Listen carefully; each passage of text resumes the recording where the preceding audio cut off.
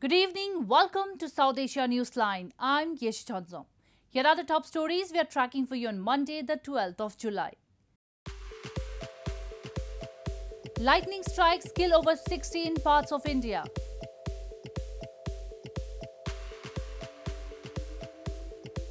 Pakistan cannot dictate to us, says Afghan Taliban spokesperson. And Nepal Supreme Court reinstates Parliament orders appointment of Sher Bahadur Deuba as PM. And now for all the details. More than 60 people were killed by lightning strikes in India's Rajasthan, Uttar Pradesh and Madhya Pradesh states in the last 24 hours, officials said on Monday. Meanwhile, flash floods triggered by heavy rainfall wreaked havoc in northern Himachal Pradesh state and Jammu and Kashmir territory, damaging several houses and affecting normal life. At least 64 people were killed in lightning incidents in India's northwest in Rajasthan, northern Uttar Pradesh and central Madhya Pradesh state in the last 24 hours, officials said on Monday. At least 23 deaths were reported in 7 districts of Rajasthan state, including Jaipur, where 11 people died on Sunday evening after lightning struck a watchtower opposite the famous Amer Fort during a thunderstorm. Lightning and thunderstorms are common in India as seasonal monsoon period kicks off. Indian Prime Minister Narendra Modi in a tweet expressed condolences and announced ex gratia to the next of kin of the deceased and those injured in all the 3 states. कई लोगों ने वहाँ हमारे सामने दम तोड़ा। अगर कई लोगों को वहाँ मदद मिल जाती, समय पे सब लोग पहुँच जाते, प्रशासन के लोग। हम नीचे लेके आए कई लोगों को और ऊपर से पहले हमने जिंदा लोगों को नीचे लाए जिनमें थोड़ी सांसें चल रही थी, कुछ लोगों को हमने खाई में से निकाला है। Meanwhile, flash floods triggered by heavy rainfall wreaked havoc in Dharamshala in India's hill state of Himachal Pradesh and Ganderbal district of Jammu and Kashmir territory. A trail of destruction was left behind as several houses were damaged. However, there was no loss to human life, officials said. Disaster management officials immediately swung into action in both the areas and were engaged in rescue efforts and restoring connectivity till the last reports came in. A 6-member central team of experts on Monday visited India's southern Kerala state to monitor the Zika virus situation and support the state government in management of cases following the outbreak of the disease. A total of 18 Zika virus infections have been reported in the state till now.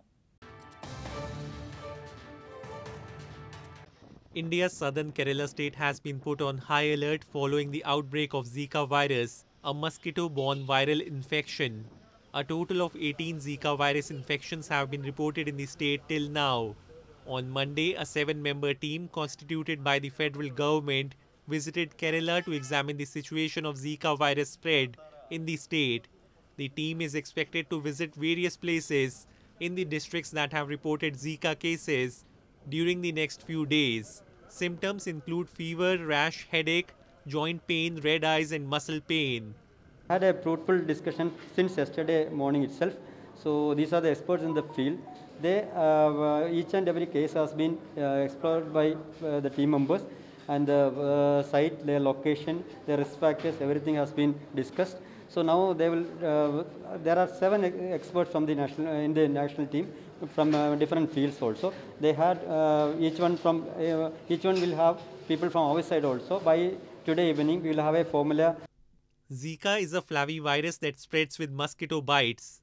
Majority of Zika virus cases are asymptomatic. However, it is especially dangerous among pregnant women, causing microcephaly and other congenital abnormalities in the developing fetus and newborn or fetal loss, stillbirth and preterm birth.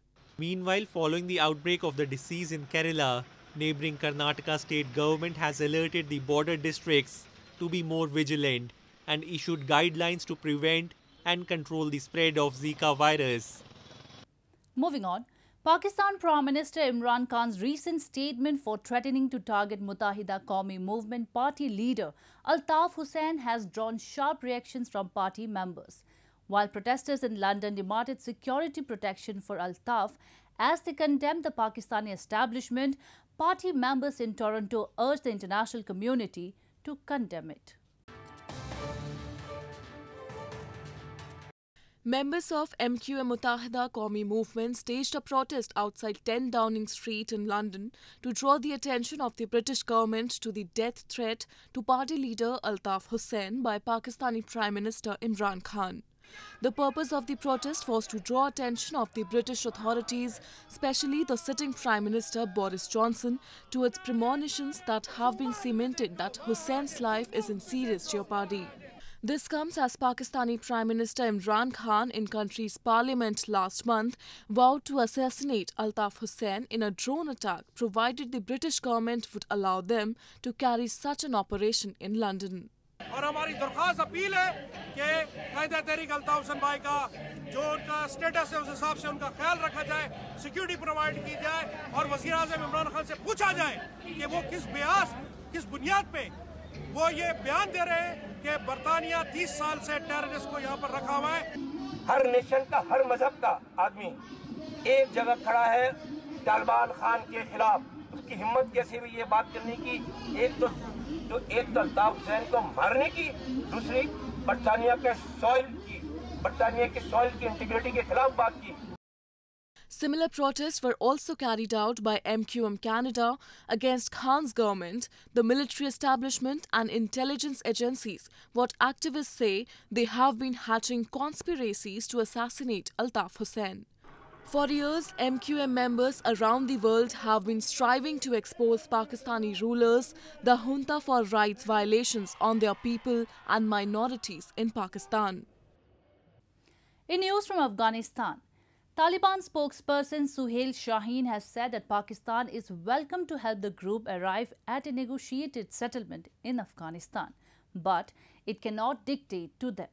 This comes as fighting continues unabated between the Taliban and government forces across Afghanistan, while talks so far have failed to make substantive progress. Afghan Taliban spokesperson Suhail Shaheen has said that Pakistan is welcome to help the group arrive at a negotiated settlement in Afghanistan, but it cannot dictate to them or impose its views. Shaheen made the remarks during an interview to a Pakistani news channel on Sunday night. He, however, negated opposing relations with Pakistan. This comes as Taliban officials have claimed that the insurgent group has taken control of 85% of Afghanistan's territory as the US and other international troops withdraw after 20 years of fighting. Afghan government officials have dismissed the assertion as a propaganda campaign. Amid the ensuing fighting between government forces and Taliban, US Special Envoy Zalmay Khalilzad said on Twitter this past weekend that he was returning to Doha and the region to continue determined diplomacy in pursuit of a peace agreement. He said America's military engagement is coming to an end, but its commitment to Afghanistan is not. Talks between Afghan government and Taliban negotiators in Doha have so far failed to make substantive progress, though the warring sides have been holding meetings in recent days. Nepal's Supreme Court has overturned the decision of President Bidya Devi Bhandari to dissolve parliament at the recommendation of Prime Minister KP Sharma Oli. The court has issued a mandamus to appoint Nepali Congress President Sher Bahadur Deuba as the Prime Minister in 2 days and reinstate the House within 7 days. Nepal's Supreme Court on Monday reinstated the dissolved House of Representatives and passed an order on the appointment of Nepali Congress President Sher Bahadur Deuba as Prime Minister of the country within 2 days. A 5-member constitutional bench of the Apex Court overturned the decision of President Bidya Devi Bhandari to dissolve Parliament at the recommendation of Prime Minister KP Sharma Oli, terming it as unconstitutional. The Apex Court also asked the government to summon a fresh session of the House of Representatives on July 20 in a judgment which ended the months-long political deadlock in the Himalayan nation. Several leaders of the CPN-UML welcomed the verdict. However, supporters of Oli faction held a protest outside the parliament building against the decision. Nepal plunged into political crisis on December 20 last year after the House was dissolved and fresh elections were announced at the recommendation of Oli amidst a tussle for power within the ruling Nepal Communist Party NCP. Meanwhile, following the Supreme Court verdict, it remains to be seen how the Election Commission proceeds, as the poll body had last week announced the schedule for the upcoming mid-term polls. Hundreds of people in Bangladesh are defying the nationwide lockdown to see a 20-inch tall dwarf cow, whose owners claim it to be the world's shortest and have applied to the Guinness World Records. A decision is expected within 90 days. Hundreds of people are ignoring coronavirus restrictions and flocking to a farm in Bangladesh to see a 20-inch tall cow that its keepers hope is the world's shortest. The miniature cow, named Rani, is 20 inches tall and 26 inches long, weighing 26 kilograms and so small that it can be carried around. She also delights one of her caretakers because she eats only 200 grams of grains and grass a day. The managers of the farm where it is kept say they have applied to the Guinness World Records to find out if Rani is the world's shortest cow. Officials from Guinness have promised a decision within 90 days. So after that, just Guinness replied that after 90 days they will take care and officially they will certify whether it is the very smallest one or not. We are just wailing and we are confident that that would be the very smallest one over the world and we will be recognized in our country. This is the very smallest one. অনেক দূর দূর থেকে অনেকে আসে শত শত মানুষ গরু দেখতে আজব গরু বিশ্বের সবচেয়ে ছোট গরু তাই আমরাও দেখতে আসছি According to the Guinness World Records website, the title of world's shortest cow is currently held by Manikyam, a cow from the India's Kerala state, who was 24.07 inches tall when it made it to the record books in 2014. Thousands of people have visited the farms over the past weeks to see Rani, despite lockdown restrictions until July 14 to combat a surge in coronavirus cases across the country. Potholes are common issues in roads across the country and can also cause car accidents, which can lead to severe injuries and damages. To prevent such road accidents, an elderly couple in southern India has taken the matter into own hands by filling potholes on roads with their savings to prevent accidents. An elderly couple in India's southern Hyderabad city has been filling potholes on roads with their savings to prevent accidents.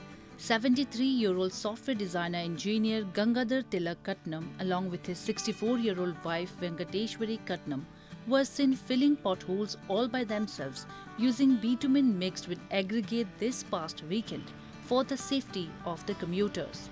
The couple that has been engaging in this activity for 11 years has been using their pension money to fill up the potholes. While going on this road, I witnessed many accidents, number of accidents. So that made me to go on filling this one. When I tried to tell the police or the government, they never cared it. So I myself thought to fill it and started going on filling the potholes. I go through this road every day, but I don't feel all the holes. He has so much of care to fill it up. And this is not such an easy thing to do. Somebody else's work we cannot do. I don't even have so much of strength to do my own works. And he has so much of energy at this age to look after the society. That is something great, Baba. Muddy potholes, damaged roads, stony irregularities and vehicles bumping on them are a common sight in the country, even on flyovers and highways.